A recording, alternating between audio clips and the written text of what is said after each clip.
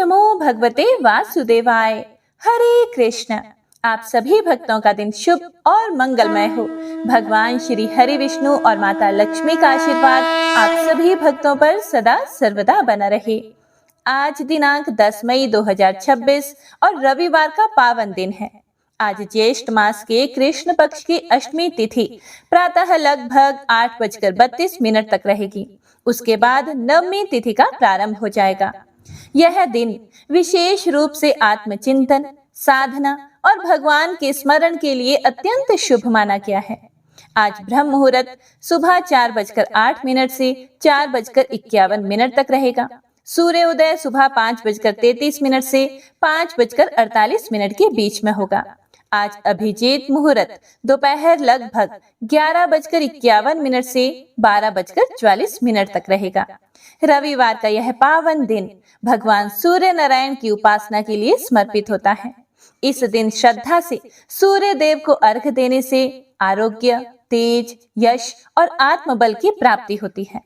मान्यता है कि जो भी मनुष्य इस दिन सच्चे मन से भगवान का स्मरण करते हैं, उनके जीवन से अज्ञान का अंधकार दूर होता है और सफलता के द्वार खुलते हैं। कथा प्रारंभ करने से पहले आइए प्रभु से प्रार्थना करते हैं।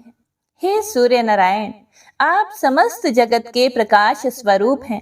हमारे जीवन में भी ज्ञान और ऊर्जा का प्रकाश भरें। हे श्री हरि विष्णु, हमें सत्य, धर्म और भक्ति के मार्ग पर चलने की प्रेरणा दें। हे माँ लक्ष्मी, हमारे जीवन में सुख, समृद्धि और संतोष का वास करें। हे प्रभु, हमारे मन को शुद्ध करें और हमें सदैव अच्छे कर्म करने की प्रेरणा दें। तो आइए श्रद्धा, विश्वास और भक्ति भाव के साथ प्रारंभ करते हैं ज्येष्ठ मास के पावन अध्याय 9 की यह दिव्य महात्म्य कथा। बहुत प्राचीन समय की बात है, जब धरती पर धर्म और अधर्म के बीच निरंतर संघर्ष चलता रहता था। तब एक नगर में एक ऐसा व्यक्ति रहता था जो बाहरी रूप से तो बहुत ही साधारण लगता था, लेकिन उसके भीतर अपार भक्ति और अद्भुत विश्वास छिपा हुआ था। वह प्रतिदिन प्रातः काल उठकर सूर्य देव को अर्घ्य देता, भगवान विष्णु का स्मरण करता और पूरे दिन सत्य एवं धर्म के मार्ग पर चलने का पूरा प्रयत्न करता रहता। लेकिन उसके जीवन में एक ऐसी कठिन परीक्षा आने वाली थी जो उसके विश्वास, धैर्य, भक्ति तीनों की कसौटी बनने वाली थी। कहते हैं ना, जब जीवन में अंधकार सबसे अधिक होता है, तभी ईश्वर का प्रकाश सबसे निकट होता है। इसी सत्य को प्रकट करने वाली यह अद्भुत कथा। आगे इस कथा में जानेंगे कि कैसे भक्ति, विश्वास और सत्कर्म के बल पर एक साधारण मनुष्य ने अपने जीवन के सभी कष्टों पर विजय प्राप्त की। बहुत समय पहले एक सुंदर नगर में धर्मपाल नाम का एक साधारण लेकिन बहुत ही धर्मपरायण व्यक्ति रहता था। वह ना तो बहुत ही ज्यादा धनी था और ना ही बहुत ही बड़ा अधिकारी, लेकिन उसके पास एक ऐसी शक्ति थी जो बड़े बड़े राजाओं के पास भी नहीं होती। अटूट भक्ति और अडिग विश्वास की शक्ति। धर्मपाल का एक नियम था, वह प्रतिदिन ब्रह्म मुहूर्त में उठता, स्नान करके पूर्व दिशा की ओर मुख करके सूर्य देव को अर्घ्य देता, फिर भगवान श्री हरि विष्णु का ध्यान करता और दिन भर सत्य और धर्म के मार्ग पर चलता। उसकी पत्नी भी उतनी ही श्रद्धालु थी। दोनों पति पत्नी का जीवन सादगी, संतोष और भक्ति से भरा हुआ था। लेकिन कहते हैं ना, जब किसी की भक्ति सच्ची होती है तो उसकी परीक्षा भी अवश्य ही होती है। एक समय ऐसा आया जब धर्मपाल के जीवन में अचानक से कठिनाइयों का पहाड़ टूट पड़ा। उसका छोटा सा व्यापार ठप हो गया, जिसकी वजह से घर में धन की कमी होने लगी। लोग उसका अपमान करने लगे और धीरे धीरे उसके अपने भी उससे दूर होने लगे। और नगर के लोग कहने लगे कि इतनी पूजा करने से तुझे क्या मिला। लेकिन धर्मपाल ने कभी भी भगवान पर प्रश्न नहीं उठाया। वह शांत स्वर में केवल इतना ही कहता, यह भी प्रभु की इच्छा है, इसमें भी कोई भलाई ही छिपी है। उसी समय शनिदेव की ढैया उसके जीवन पर प्रारंभ हो गई। अब उसकी परेशानियां और भी बढ़ गई। वह बीमार रहने लगा, घर में अन्न की और ज्यादा कमी हो गई। एक दिन तो ऐसी स्थिति आ गई कि उसके पास भोजन तक नहीं बचा। उसकी पत्नी की आंखों में आंसू आ गए। लेकिन धर्मपाल ने उसे समझाया कि हे भाग्यवान, धैर्य रखो, प्रभु हमारी परीक्षा ले रहे हैं, हमें बिल्कुल भी विचलित नहीं होना है। हे प्रिय भक्तों, अब भक्ति की पराकाष्ठा देखिए। एक दिन अत्यंत भूखे होने के बावजूद भी धर्मपाल ने अपना अंतिम अन्न भी एक भूखे साधु को दे दिया। पत्नी ने उनसे पूछा कि अब हम क्या खाएंगे? फिर धर्मपाल मुस्कुराया और बोला कि जिसने हमें अब तक संभाला है वही आगे भी संभालेगा। उस रात दोनों बिना भोजन के ही सो गए, लेकिन उसके हृदय में पूरा अडिग विश्वास था। मध्य रात्रि में अचानक उनके घर में प्रकाश फैल गया। जब उन्होंने आंखें खोली तो देखा उनके सामने एक दिव्य पुरुष खड़े हैं। वह कोई और नहीं, स्वयं भगवान श्री हरि विष्णु थे। भगवान ने कहा, हे भक्त, तुम्हारी अटूट श्रद्धा, धैर्य और त्याग से मैं अत्यंत प्रसन्न हूं। तुमने हर परिस्थिति में मेरा विश्वास नहीं छोड़ा, इसीलिए अब तुम्हारे सभी कष्ट समाप्त होते हैं। उसी समय वहां शनिदेव भी प्रकट हुए और शनिदेव ने कहा, हे धर्मपाल, यह सब मेरी परीक्षा थी। तुमने धैर्य, सत्य और भक्ति का मार्ग नहीं छोड़ा, इसीलिए अब तुम्हारे जीवन में सुख और समृद्धि आएगी। और अगले ही दिन से धर्मपाल का जीवन बदल गया। उसका व्यापार फिर से चलने लगा, घर में धन धान्य की वृद्धि हुई, समाज में सम्मान मिलने लगा, लेकिन सबसे बड़ी बात, उसका विश्वास और भी मजबूत हो गया। अब वह और भी अधिक भक्ति और सेवा में लग गया। हे प्रिय भक्तों, इस कथा से हमें यह सीख मिलती है कि सच्ची भक्ति कभी भी व्यर्थ नहीं जाती। कठिन समय भी ईश्वर की परीक्षा होती है।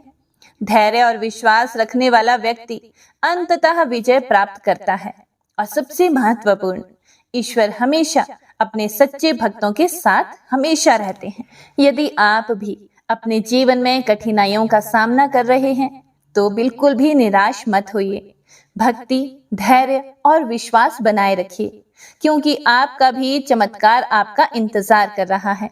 जय श्री हरि विष्णु। सूर्य नारायण भगवान की जय।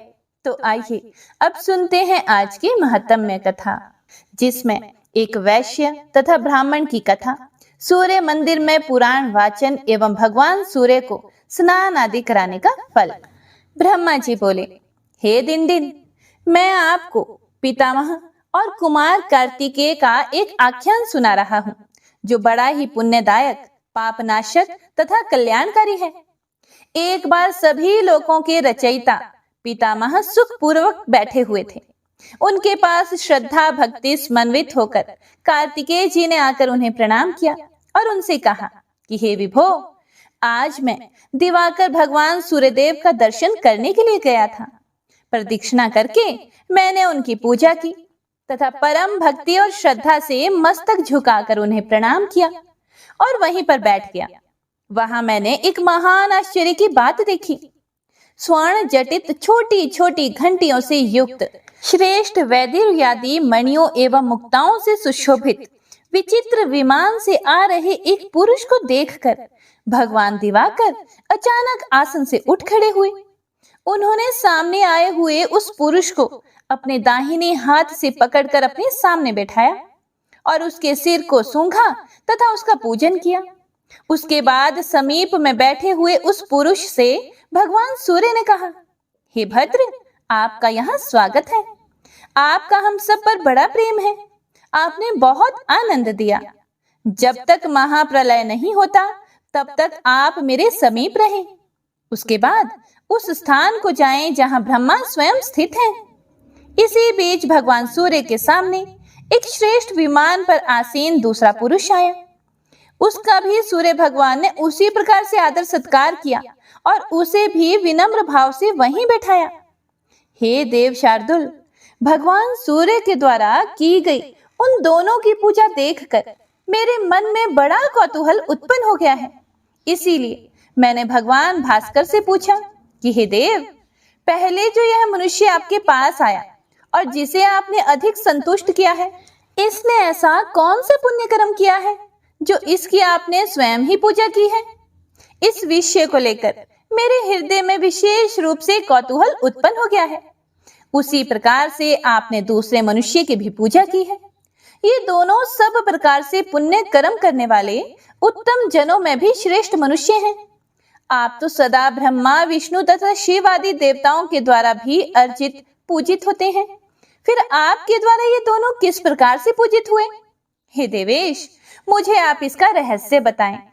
फिर भगवान सूर्य ने कहा, हे महामते, आपने इनके कर्म के विषय में बहुत अच्छी बात पूछी है। जिस कारण से ये मेरे पास आए हैं उसे आप श्रवण करें। पृथ्वी तल पर अयोध्या नाम की एक प्रसिद्ध नगरी है, जो मेरे अंश से उत्पन्न राजाओं द्वारा अभिरक्षित है। उस अयोध्या नामक नगरी में धनपाल नाम का एक श्रेष्ठ वैश्य रहता था। उस पुरी में उसने एक दिव्य सूर्य मंदिर बनवाया और बहुत से श्रेष्ठ ब्राह्मणों को बुलाकर उनकी पूजा भी की और इतिहास पुराण के वाचकों की विशेष रूप से पूजा की और उनसे पुराण श्रवण कराने की प्रार्थना की तथा कहा कि हे द्विज श्रेष्ठ, इस मंदिर में यह चारों वर्णों का समूह पुराण श्रवण करने का इच्छुक है, इसीलिए आप पुराण श्रवण कराएं, जिससे भगवान सूर्य मेरे लिए 7 जन्म तक वर देने वाले हों। आप 1 वर्ष तक मेरी दी हुई वृत्ति को ग्रहण करें। उन्होंने वैश्य धनपाल के आग्रह को स्वीकार कर लिया, परंतु 6 माह में ही वैश्य धनपाल काल धर्म को प्राप्त हो गया। हे कुमार, वही यह वैश्य है। मैंने इसी को लाने के लिए विमान भेजा था। पुण्य आख्यान को कहने या सुनने से जो फल एवं तुष्टि प्राप्त होती है, यह उसी का फल है। गंध, पुष्प आदि उपचारों से पूजन करने पर मेरे हृदय में वैसी प्रसन्नता उत्पन्न नहीं होती जैसी पुराण सुनने से होती है। हे कुमार, गौ, स्वर्ण तथा स्वर्ण जटित वस्त्रों, गांव तथा नगरों का दान देने से मुझे इतनी प्रसन्नता नहीं होती जितनी प्रसन्नता इतिहास पुराण सुनने सुनाने से होती है। मुझे अनेक खाद्य पदार्थों द्वारा किए गए श्राद्धों से वैसी प्रसन्नता नहीं होती जैसी पुराण वाचन से होती है। हे सुर श्रेष्ठ, इससे अधिक और मैं क्या कहूं? इस रहस्य युक्त पवित्र आख्यान के वाचन के बिना मुझे अन्य कुछ भी प्रिय नहीं है। हे नरोत्तम, और जो यह दूसरा ब्राह्मण यहाँ आया है, यह भी उसी श्रेष्ठ अयोध्या नगरी में उत्तम कुल का ब्राह्मण था। एक बार यह परम श्रद्धा भक्ति से समन्वित होकर धर्म की उत्तम कथा को सुनने के लिए गया था। वहां पर उसने भक्ति पूर्वक उत्तम पवित्र आख्यान को सुनकर उन महात्मा वाचक की प्रदक्षिणा की। उसके बाद यह ब्राह्मण उस परम तेजस्वी वाचक को दक्षिणा में 1 माशा स्वर्ण दान देकर परम आनंदित हुआ। यही इसका पुण्य है जो यह मेरे द्वारा सम्मानित हुआ है। यह उसी पुण्य कर्म का परिणाम है। श्रद्धा भक्ति समन्वित जो व्यक्ति याचक की पूजा करता है, उसी से मैं भी पूजित हो जाता हूँ। जो मनुष्य अच्छे से अच्छे भोज्य पदार्थों के द्वारा वाचक को परितृप्त करता है, उसी से मेरी भी संतुष्टि हो जाती है। मेरी संतानें यम, यमी, शनि, मनु तथा तप्ती मुझे उतने प्रिय नहीं हैं जितना मुझे कथा वाचक प्रिय है। वाचक के संतुष्ट होने पर सभी देवता प्रसन्न हो जाते हैं, इसमें कोई भी संदेह नहीं है, क्योंकि हे देव सेनापते, सबसे पहले संसार के द्वारा पूज्य जो मेरा मुख था, उसे मुख से संसार का कल्याण करने के निमित्त सभी इतिहास पुराण आदि ग्रंथ प्रकट हुए। हे महामते, मुझे पुराण वेदों से भी अधिक प्रिय है। जो श्रद्धा भाव से नित्य इन्हें सुनते हैं और वाचक को वृत्ति प्रदान करते हैं, वे परम पद प्राप्त करते हैं। हे सुव्रत, धर्म, अर्थ, काम तथा मोक्ष पुरुषार्थ चतुष्टय की उत्तम व्याख्या के लिए मैंने ये इतिहास पुराण बनाए हैं। वेदों का अर्थ अत्यंत दुर्ज्ञेय है, इसीलिए हे महामते, इनको जानने के लिए ही मैंने इतिहास पुराणों की रचना की है। जो मनुष्य प्रतिदिन पुराण श्रवण का उत्तम कार्य करवाता है, वह सूर्य देव से ज्ञान प्राप्त कर परम पद को प्राप्त करता है। वाचक को जो दक्षिणा देता है, वह सूर्य देव के लोक को प्राप्त करता है। हे सूर्य श्रेष्ठ, इसमें आश्चर्य क्या है? जैसे देवताओं में इंद्र श्रेष्ठ हैं, शास्त्रों में वज्र श्रेष्ठ हैं, और जैसे तेजस्वियों में अग्नि, नदियों में सागर श्रेष्ठ माना गया है, वैसे ही सभी ब्राह्मणों में इतिहास पुराण वाचक ब्राह्मण श्रेष्ठ है। जो मनुष्य भक्ति पूर्वक पुराण वाचक का पूजन करता है, उसके उस पुण्य कर्म द्वारा संपूर्ण जगत पूजित हो जाता है। ब्रह्मा जी ने फिर से आगे कहा, हे दिनदिन, देव देवेश्वर भगवान सूर्य के मंदिर में जो मनुष्य धर्म का श्रवण करता है या कराता है, उसके पुण्य से वह परम गति को प्राप्त करता है।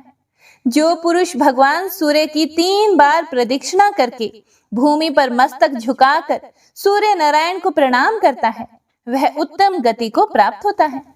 जो मनुष्य जूता पहनकर मंदिर में प्रवेश करता है, वह तामिस्त्र नामक भयंकर नरक में जाता है। जो सूर्य देव के स्नान के लिए घी, दूध, मधु, इक्षुरस अथवा गंगा आदि पवित्र नदियों का उत्तम जल देते हैं, वे संपूर्ण कामनाओं को प्राप्त कर सूर्य मंडल को प्राप्त करते हैं। अभिषेक के समय जो उनका भक्ति पूर्वक दर्शन करते हैं, उन्हें अश्वमेध यज्ञ का फल प्राप्त होता है और अंत में वे शिव लोक को जाते हैं। सूर्य भगवान को ऐसे स्थान पर स्नान कराना चाहिए जहां स्नान का जल आदि किसी से लांघा ना जा सके। जल का लंघन हो जाने पर अशुभ होता है। हे प्रिय भक्तों, आगे दिंडी ने कहा, हे ब्रह्मा जी, आपने मुझसे जो 7 सप्तमियों का वर्णन किया है, उसमें जो पहली सप्तमी है उसके विषय में तो आपने विस्तार पूर्वक वर्णन किया, लेकिन शेष 6 सप्तमियों के विषय में कुछ नहीं कहा। इसीलिए अन्य सभी सप्तमियों का भी आप वर्णन करें, जिनमें उपवास करके मैं सूर्य लोक को प्राप्त कर सकूं। फिर ब्रह्मा जी बोले, हे दिनदिन, शुक्ल पक्ष के जिस सप्तमी को हस्त नक्षत्र हो उसे जया सप्तमी कहते हैं। उस दिन किया गया दान, हवन, जप, तर्पण तथा देव पूजन एवं सूर्य देव का पूजन 100 गुना लाभप्रद होता है। यह सप्तमी भगवान भास्कर को अत्यंत प्रिय है। यह पाप नाशिनी, श्रेष्ठ यश देने वाली, पुत्र प्राप्त कराने वाली, अभीष्ट इच्छाओं को पूर्ण करने वाली और लक्ष्मी जी को प्राप्त कराने वाली है। प्राचीन काल में इसी तिथि को भगवान सूर्य ने हस्त नक्षत्र पर संक्रमण किया था, इसीलिए इसे शुक्ला सप्तमी भी कहते हैं। अपने दोनों हाथों में कमल धारण किए हुए भगवान सूर्य की स्वर्णमयी प्रतिमा बनाकर विधि पूर्वक वर्ष भर उनका पूजन करना चाहिए। इस व्रत में 3 पारनाएं करनी चाहिए। प्रथम पारना 4 मास पर करें। उसमें करवीर के पुष्प तथा रक्त, चंदन, गुग्गुल, धूप तथा गेहूं के आटे के लड्डू के नैवेद्य आदि से पूजा करनी चाहिए। इस विधि से देवाधिपति मार्तंड भगवान सूर्य की विधि पूर्वक पूजा करके ब्राह्मणों की पूजा करें। सप्तमी तिथि में उपवास रखकर अष्टमी को पारना करना चाहिए। इस पारना में पीली सरसों मिश्रित जल से स्नान करें, गोमय का प्राशन करें तथा मदार से दंत धावन करें। भानुर्मे प्रियताम, भगवान सूर्य मुझ पर प्रसन्न हो, ऐसा उच्चारण करते हुए ये क्रियाएं संपन्न करें। यह पहली पारना विधि है। दूसरी पारना में मालती के पुष्प, श्रीखंड, चंदन, पायस का नैवेद्य तथा विजय धूप देनी चाहिए।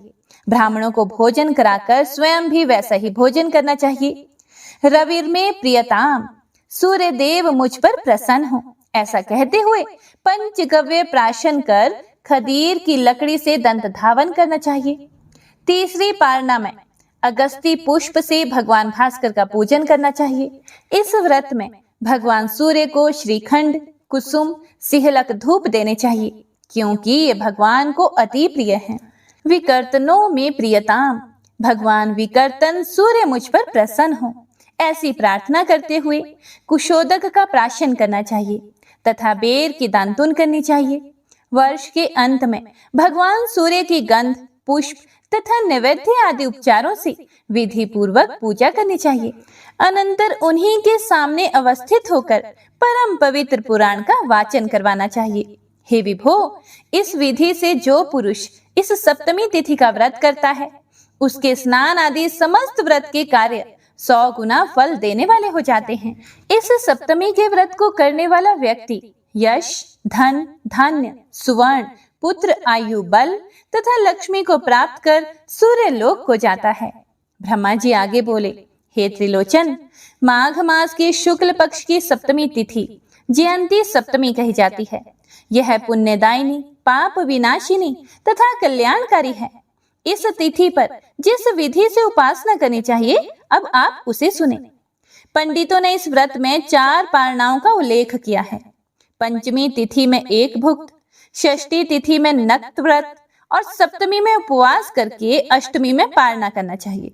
माघ, फाल्गुन तथा चैत्र मास में जब जयंती सप्तमी का व्रत किया जाए, तब भगवान सूर्य को बकुल के सुंदर पुष्प चढ़ाने चाहिए तथा कुमकुम का विलेपन करना चाहिए।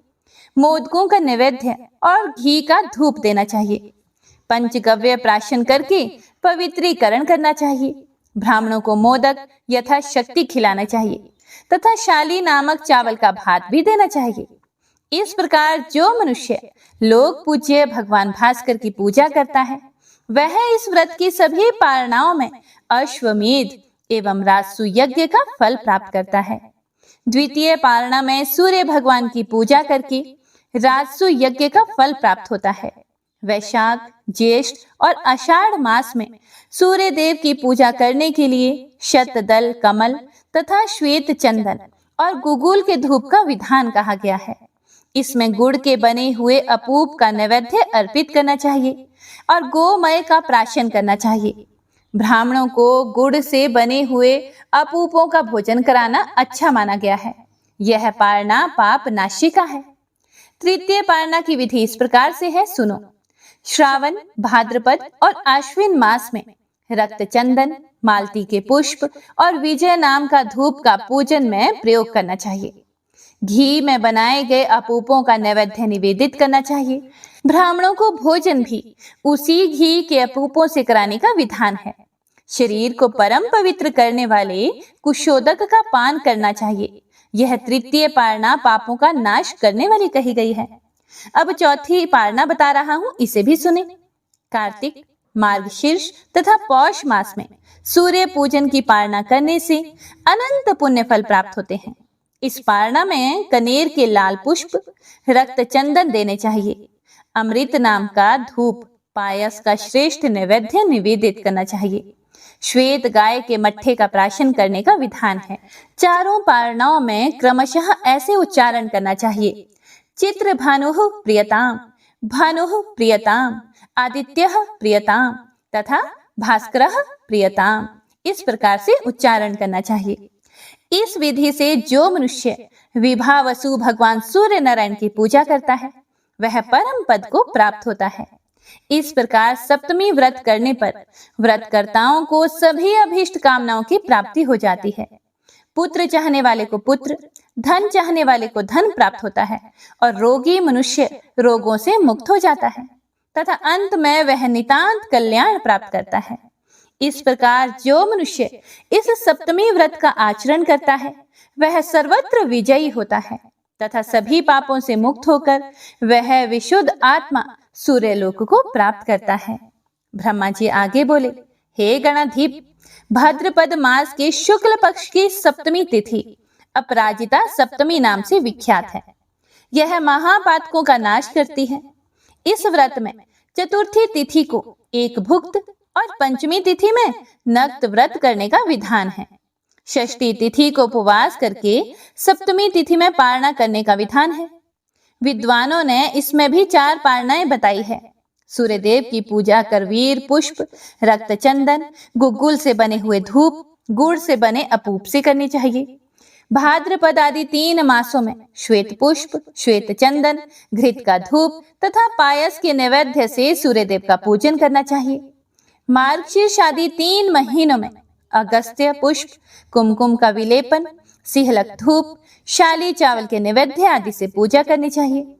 फाल्गुन आदि 3 मासों में रक्त कमल के पुष्प, अगरू चंदन, अनंत नामक धूप, शर्करा या मिश्रित खंड से बने हुए अपूपों के नैवेद्य से सूर्यदेव की पूजा करनी चाहिए। विद्वानों ने ज्येष्ठ आदि के महीनों में सूर्यदेव की पूजा करने के लिए इसी विधि को कहा है। चारों पारनाओं में क्रमशः भगवान सूर्यदेव के नाम इस प्रकार से हैं: सुधांशु, अर्यमा, सविता और त्रिपुरांतक। सभी पारणाओं में क्रमशः सुधांशु प्रियताम इत्यादि कहें। गोमूत्र, पंचगव्य, घृत, गरम दूध ये व्रत के क्रमशः प्राशन पदार्थ हैं। जो मनुष्य इस विधि से इस सप्तमी व्रत को करता है वह युद्ध में शत्रुओं से पराजित नहीं होता। वह शत्रु को जीतकर धर्म, अर्थ तथा काम इस त्रिवर्ग के फल को भी निःसंदेह प्राप्त कर लेता है। त्रिवर्ग को प्राप्त करके वह सूर्य लोक को प्राप्त होता है। जो मनुष्य इस प्रकार सदा प्रयत्न पूर्वक सप्तमी व्रत को करता है वह शत्रु को पराजित करके सूर्य लोक को प्राप्त करता है और श्वेत अश्वों से युक्त एवं स्वर्णिम ध्वज पताका से समन्वित यान के द्वारा भगवान वरुण देव के समीप जाकर उनका प्रिय हो जाता है। ब्रह्मा जी आगे बोले, शुक्ल पक्ष की सप्तमी तिथि में जब सूर्य संक्रमण करते हैं तब वह सप्तमी महाजया कहलाती है, जो भगवान भास्कर को अति प्रिय है। इस अवसर पर किए गए स्नान, दान, जप, होम और पितृ देव पूजन यह सब कार्य कोटि गुना फल देते हैं, ऐसा भगवान भास्कर ने स्वयं कहा है। ब्रह्मा जी ने कहा, हे वीर, मार्गशीर्ष मास में शुक्ल पक्ष की जो सप्तमी होती है वह नंदा कहलाती है। वह सभी को आनंदित करने वाली तथा कल्याणकारी है। इस व्रत में पंचमी तिथि को एक भुक्त और षष्ठी तिथि में नक्त व्रत कर मनीषी लोग सप्तमी तिथि को उपवास बतलाते हैं। इस व्रत में विद्वानों ने 3 पारणाओं की करने का उपदेश दिया है। इसके पूजन में मालती के पुष्प, सुगंध, चंदन, कर्पूर और अगरू से मिश्रित धूप का प्रयोग करना चाहिए। खांड के सहित दही भात का नैवेद्य भास्कर को प्रिय है। उसी खांड मिश्रित दही भात का भोजन ब्राह्मणों को करवाना चाहिए और उसके बाद स्वयं भी उसी भोजन को करना चाहिए। भगवान भास्कर को धूप देने के लिए प्रथम पारणा में विधि इस प्रकार से है। प्लाश के पुष्प, पक्षक धूप अथवा यथा सामर्थ्य जो भी धूप हो सके उसी धूप से पूजा करनी चाहिए। द्वितीय पारणा में प्रबोध धूप, शर्करा खंड से मिश्रित पुए का नैवेद्य सूर्य नारायण को अर्पित करने का विधान है। खांड मिश्रित भोजन से ब्राह्मणों को भोजन भी कराना चाहिए। नींब पत्र का प्राशन करने के बाद स्वयं भी मौन होकर भोजन करना चाहिए। तृतीय पारणा में भगवान भास्कर को प्रसन्न करने के लिए नील या श्वेत कमल और गुग्गुल के धूप तथा पायस का नैवेद्य अर्पित करना चाहिए। प्राशन में तथा विलेपन में भी चंदन के उपयोग की विधि कही गई है। मनुष्यों को सदा पवित्र करने वाले भगवान सूर्य नारायण के नामों को भी सुने। विष्णु, भग तथा धाता ये उनके नाम हैं। प्रत्येक पारणा में क्रमशः विष्णु प्रियताम इत्यादि उच्चारण करना चाहिए। इस विधि से जो मनुष्य दत्तचित्त होकर भगवान भास्कर की पूजा करता है वह इस लोक में अपनी कामनाओं को पूर्ण करके अनंत काल तक आनंदित रहता है। उसके बाद सूर्य लोक में जाकर वह वहां भी आनंद को प्राप्त करता है।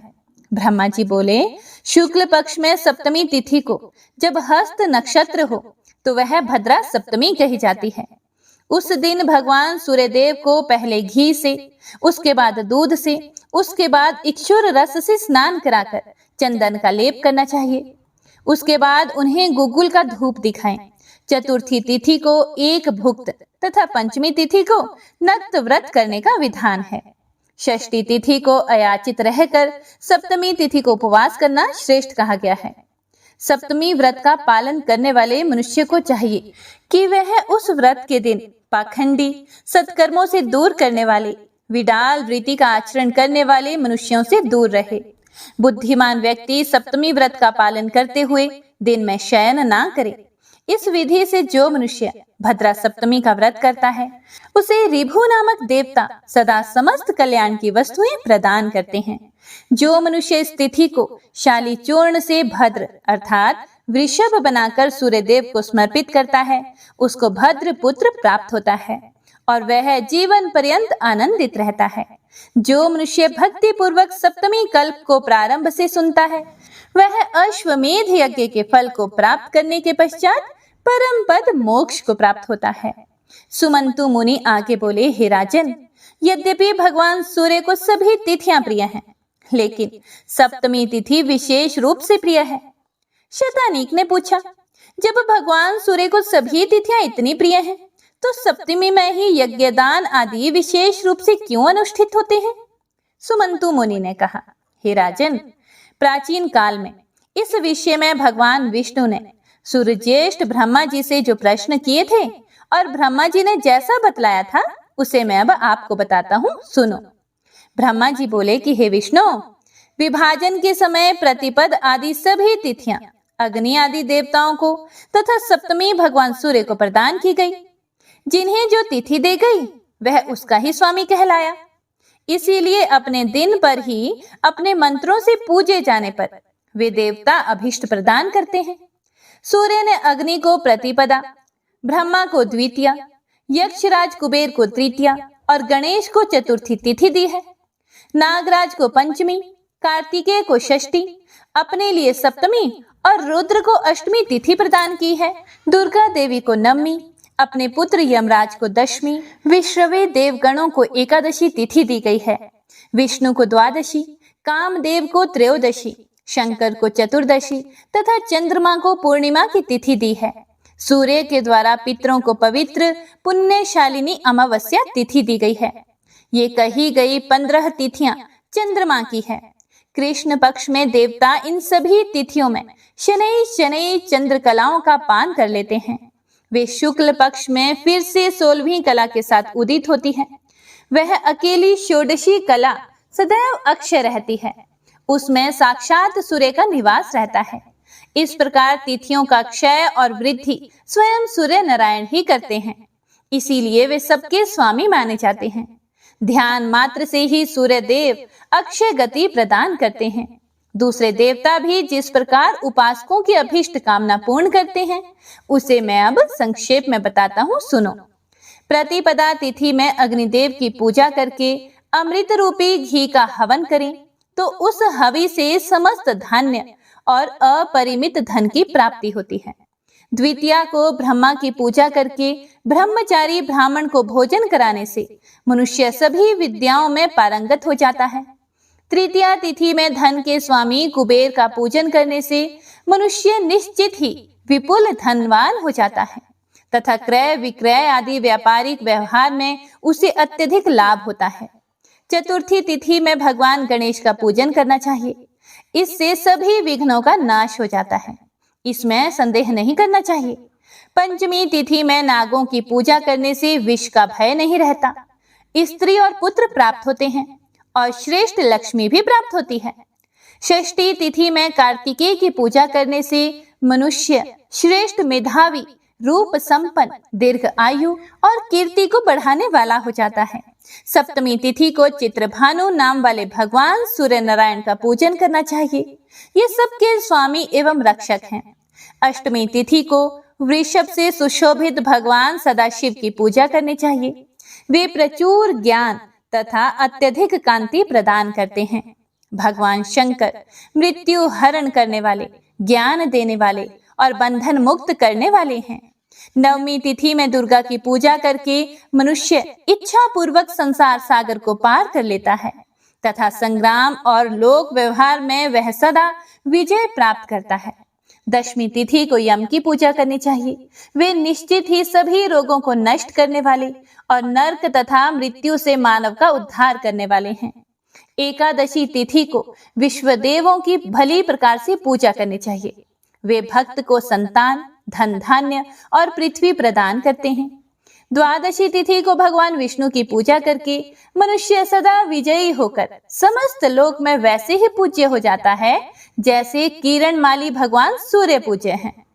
त्रयोदशी में कामदेव की पूजा करने से मनुष्य उत्तम रूपवान हो जाता है और मनोवांछित रूपवती भार्या प्राप्त करता है तथा उसकी सभी कामनाएं भी पूर्ण हो जाती हैं।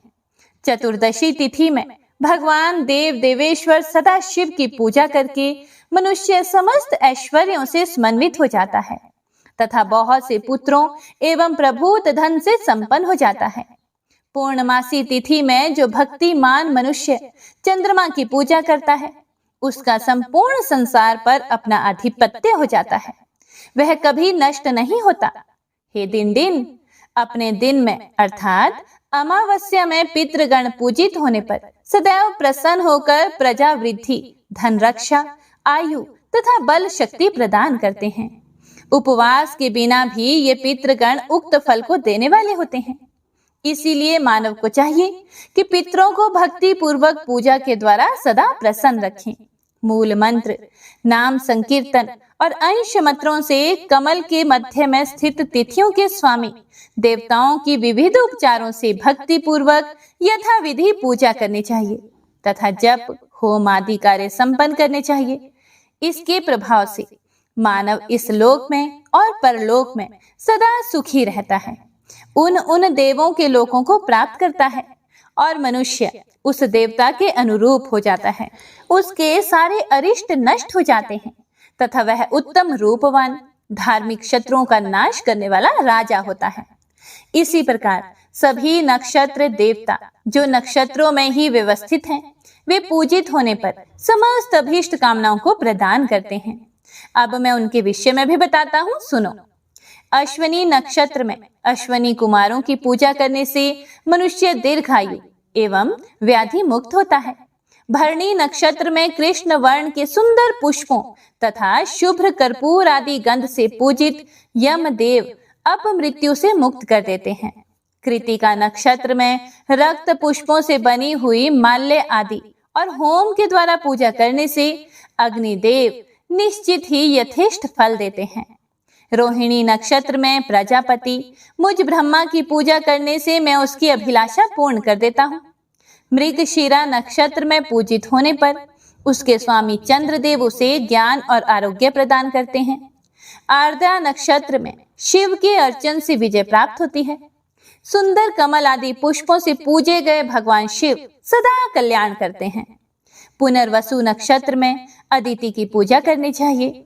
पूजा से संतृप्त होकर वे माता के सदृश रक्षा करती हैं। पुष्य नक्षत्र में उसके स्वामी बृहस्पति अपनी पूजा से प्रसन्न होकर प्रचुर सद्बुद्धि प्रदान करते हैं। आश्लेषा नक्षत्र में नागों की पूजा करने से नागदेव निर्भय कर देते हैं, वे काटते नहीं। मघा नक्षत्र में हव्य कव्य के द्वारा पूजे गए सभी पितृगण धन धान्य भृत्य पुत्र तथा पशु प्रदान करते हैं। पूर्वा फाल्गुनी नक्षत्र में पूषा की पूजा करने पर विजय प्राप्त होती है और उत्तरा फाल्गुनी नक्षत्र में भग नामक सूर्यदेव की पुष्प आदि से पूजा करने पर वे विजय कन्या को अभिप्सित पति और पुरुष को अभिष्ट पत्नी प्रदान करते हैं तथा उन्हें रूप एवं द्रव्य संपदा से संपन्न बना देते हैं। हस्त नक्षत्र में भगवान सूर्य गंध पुष्प आदि से पूजित होने पर सभी प्रकार की धन संपत्तियां प्रदान करते हैं। चित्रा नक्षत्र में पूजे गए भगवान त्वष्टा शत्रु रहित राज्य प्रदान करते हैं। स्वाति नक्षत्र में वायुदेव पूजित होने पर संतुष्ट होकर परम शक्ति प्रदान करते हैं। विशाखा नक्षत्र में लाल पुष्पों से इंद्र अग्नि का पूजन करके मनुष्य श्लोक में धन धान्य प्राप्त करके सदा तेजस्वी रहता है। अनुराधा नक्षत्र में लाल पुष्पों से भगवान मित्रदेव की भक्ति पूर्वक विधिवत पूजा करने से लक्ष्मी की प्राप्ति होती है और वह इस लोक में चिरकाल तक जीवित रहता है। ज्येष्ठा नक्षत्र में देवराज इंद्र की पूजा करने से मनुष्य पुष्टि प्राप्त करता है तथा गुणों में, धन में और कर्म में सबसे श्रेष्ठ हो जाता है। मूल नक्षत्र में सभी देवताओं और पितरों की भक्ति पूर्वक पूजा करने से मानव स्वर्ग में अचल रूप से निवास करता है और पूर्वोक्त फलों को प्राप्त करता है। पूर्वाषाढ़ा नक्षत्र में अप देवता अर्थात जल की पूजा और हवन करके मनुष्य शारीरिक तथा मानसिक संतापों से मुक्त हो जाता है। उत्तराषाढ़ा नक्षत्र में विश्व देवों और भगवान विश्वेश्वर की पुष्प आदि द्वारा पूजन करने से मनुष्य सभी कुछ प्राप्त कर लेता है। श्रवण नक्षत्र में श्वेत, पीत और नील वर्ण के पुष्पों द्वारा भक्ति भाव से भगवान विष्णु की पूजन कर मनुष्य उत्तम लक्ष्मी और विजय को प्राप्त करता है। धनिष्ठा नक्षत्र में गंध पुष्प आदि से वसुओं के पूजन से मनुष्य बहुत बड़े भय से भी मुक्त हो जाता है, उसे कहीं कुछ भी भय नहीं रहता। शतभिषा नक्षत्र में इंद्र की पूजा करने से मनुष्य व्याधियों से मुक्त हो जाता है और आतुर व्यक्ति पुष्टि, स्वास्थ्य और ऐश्वर्य को प्राप्त करता है। पूर्व भाद्रपद नक्षत्र में शुद्ध स्फटिक मणि के समान कांतिमान अजन्मा प्रभु की पूजा करने से उत्तम भक्ति और विजय प्राप्त होती है। रेवती नक्षत्र में श्वेत पुष्प से पूजे गए भगवान पूषा सदैव मंगल प्रदान करते हैं और अचल धृति तथा विजय भी देते हैं। अपनी सामर्थ्य के अनुसार भक्ति से किए गए पूजन से ये सभी सदा फल देने वाले होते हैं। यात्रा करने की इच्छा हो या फिर किसी कार्य को प्रारंभ करने की इच्छा हो तो नक्षत्र देवता की पूजा आदि करके ही वह सब कार्य करना उचित है। इस प्रकार करने पर यात्रा में तथा क्रिया में सफलता होती है, ऐसा स्वयं भगवान सूर्य ने कहा है।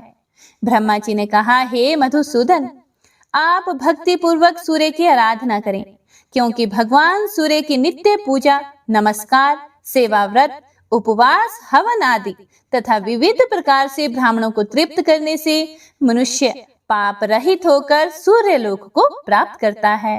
ओम नमो नारायणाय। तो आज की महात्म्य कथा में बस इतना ही। इससे आगे का वृतांत आप सभी भक्तजन अगले अध्याय में सुनिएगा। तो आइए भक्तों, अब सुनते हैं श्री सूर्यदेव चालीसा। श्री रवि हरत हो घोरतम, अगणित किरण पसारी, वंदन करूं तब चरणन में, अर्घ देऊ जलधारी। सकल सृष्टि के स्वामी हो, सचराचर के नाथ, निस्दिन होत तुमसे ही, होवत संध्या प्रभात। जय भगवान सूर्य तमहारी, जय खगेश दिनकर शुभकारी। तुम हो सृष्टि के नेत्र स्वरूपा, त्रिगुणधारी त्रैवेद स्वरूपा। तुम ही करता पालक संहारक, भुवन चतुर्दर्श के संचालक। सुंदर बदन चतुर्भुजधारी, रश्मि रथी तुम गगन विहारी। चक्र शंख अरु श्वेत कमल धर, वर मुद्रा सोहत चोटे कर। शीश मुकुट कुंडल गलमाला, चारु तिलक तब भाल विशाला। सप्त अश्वरथ अति द्रुतगामी, अरुण साथी गति अविरामी। रक्त वरुण आभूषण धारक, अति प्रिय तोहे लाल पदारथ। सर्वात्मा कहे तुम्हें ऋग्वेदा, मित्र कहे तुमको सब वेदा। पंच देवों में पूजे जाते, मन वांछित फल साधक पाते। द्वादश नाम जाप उद्धारक, रोग शोक अरु कष्ट निवारक। माँ कुंती तब ध्यान लगायो, दानवीर सुत कर्ण सो पायो।